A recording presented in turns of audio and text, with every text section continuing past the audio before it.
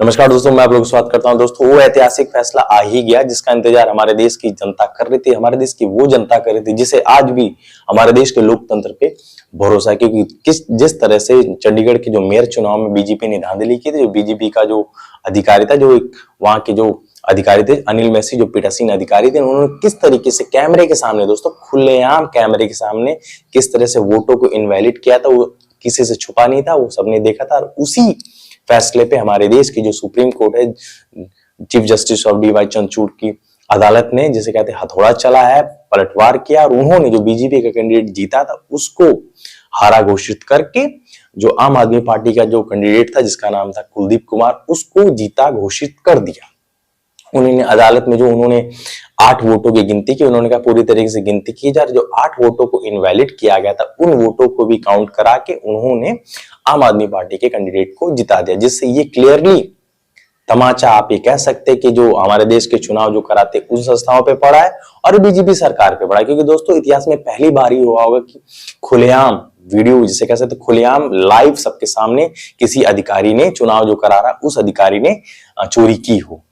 दोस्तों, जब अदालत में जब अनिल मैसी जो वहां पे जब मौके पे थे, तब चीफ जस्टिस ने कई सारे उनसे सवाल पूछे कि आपने तो कहा था कि ये वोट इनवैलिड है, लेकिन इनवैलिड तो नजर आ नहीं रहे क्योंकि आपने स्वयं उन वोटों पे को इनवैलिड किया। दोस्तों, उन्होंने ये भी कहा कि इस जो वीडियो है उस वीडियो को चलाए क्योंकि अदालत में भी कुछ एंटरटेनमेंट चाहिए। तो कुल मिला जुला के आप यही कह सकते हैं कि हमारे देश में अगर आज की डेट में अगर हमारे देश की आवाज, हमारे देश के लोकतंत्र की अगर कोई अगर हिफाजत कर रहा है तो हमारे देश का सुप्रीम कोर्ट है, डीवाई चंद्रचूड़ साहब, क्योंकि उन्होंने बीजेपी को हर समय रोकने का ही काम किया। क्योंकि जो बीजेपी जिस तरीके से अवैध तरीके के काम करे, उन अवैध कामों को हमारे देश के जो चीफ जस्टिस डीवाई चंद्रचूड़ साहब उन्होंने ही रोका। जैसे उन्होंने इलेक्टोरल बॉन्ड को रोका, इलेक्टोरल बॉन्ड से जिस तरीके से धांधली हो रही थी उसको रोका। फिर ईडी की जो आलतू फालतू के काम किए जा रहे थे, जैसे आप देखेंगे मनीष सिसोदिया जो आम आदमी पार्टी के नेता थे, उनपे भी उन्होंने कार्रवाई की थी जब ईडी वाला काम चला था। फिर उसके बाद अभी ये जो चंडीगढ़ का जो मेयर इलेक्शन था उसमें उन्होंने बीजेपी के एक तरह से कह दीजिए कि हथौड़ा ही चलाए बीजेपी पे। तो कुल मिला जुला कर आप ये कह सकते कि वो बीजेपी जो कहती थी कि भारत देश लोकतंत्र का जननी, तो मैं उनसे ये पूछना चाहूंगा कि अब कहां गया वो लोकतंत्र? आप लोकतंत्र की हत्या नहीं कर रहे हैं, बताइए ना। आप ही नहीं कहते कि हमारे चुनाव में एकदम शक्ति झोंक देते, यही शक्ति है? धांधली करना ये शक्ति है, चोरी करना ये शक्ति है? एक छोटे से चुनाव के लिए अगर आप वोटों की चोरी कर सकते हैं तो सोचिए दोस्तों बड़े चुनाव में कितनी बड़ी चोरी कर सकते हैं। और यही बात दोस्तों आम आदमी की पार्टी के नेता अरविंद केजरीवाल ने भी कहा था। और दोस्तों इस फैसले के आने के बाद राहुल गांधी ने भी इस पे ट्वीट किया। उन्होंने कहा कि ये तो अनिल मैसी तो एक मोहरा है, बीजेपी के और भी चेहरे बाकी हैं इसमें। तो कुल मिला जुला कर आप ये कह सकते हैं कि ये हमारे देश का एक ऐतिहासिक फैसला है, जिससे ये क्लियर हो गया कि आज जो हमारे देश में जो चुनाव कराए जा रहे हैं, जो चुनाव संस्थाएं करा रही है, वो निष्पक्ष नहीं है। दोस्तों एक छोटे से चुनाव में ही कर सकते हैं तो सांसदीय और विधायकी के चुनाव में क्या हालत होगा, इससे कोई दो राय नहीं। दोस्तों इसी जो ईवीएम की जो घोटाले पे हमारे देश के वकील खड़े हो गए, हमारे देश की जनता खड़ी हो गई, हमारे देश के विपक्ष के पार्टी के नेता खड़े हो गए, लेकिन बीजेपी पे कोई जिसे कह सकते असर नहीं होता है।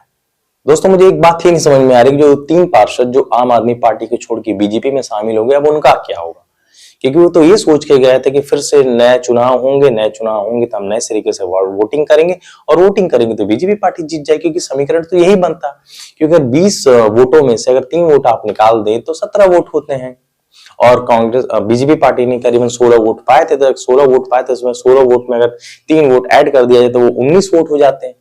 तो क्लियरली बात है कि नए सिरे से चुनाव होता है तो बीजेपी पार्टी जीत जाती, क्योंकि कांग्रेस और आम आदमी पार्टी का 17 वोट होता और बीजेपी पार्टी का 19 वोट हो जाता। अब मुझे ये नहीं समझ रहे वो कहां गए, वो तो ना घर के रहे ना घाट के रहे। पहला दोस्तों वीडियो इतना सा था, अगर वीडियो पसंद आए तो लाइक शेयर कमेंट जरूर करेगा। दोस्तों एक सवाल आप लोगों से रहेगा, जो पार्टी ये कहती थी कि लोकतंत्र हम अपने देश का लोकतंत्र बचाना चाहते हैं, बीजेपी पार्टी की मैं बात कर रहा हूं, क्या अब इस जो चंडीगढ़ के मेयर इलेक्शन चुनाव का जो सुप्रीम कोर्ट ने फैसले को पलटा है, अब वो क्या करेंगे बताइए? अब उस पर क्या जवाब देंगे? क्योंकि बीजेपी पार्टी जब ये चुनाव जीती तो बहुत लंबे जैसे कह सकते कि ये तो झांकी है, अभी बाकी है। तो क्या बाकी है? चोरी करना अभी भी बाकी है। तो दोस्तों इस पे आप लोग कमेंट करके जवाब जरूर दीजिएगा, और मेरा वीडियो थोड़ा मोड़ा भी पसंद आता तो चैनल को भी सब्सक्राइब कर दीजिएगा। मिलते हैं आप लोगों से नेक्स्ट वीडियो में, तब तक के लिए टाटा, गुड बाय, जय हिंद।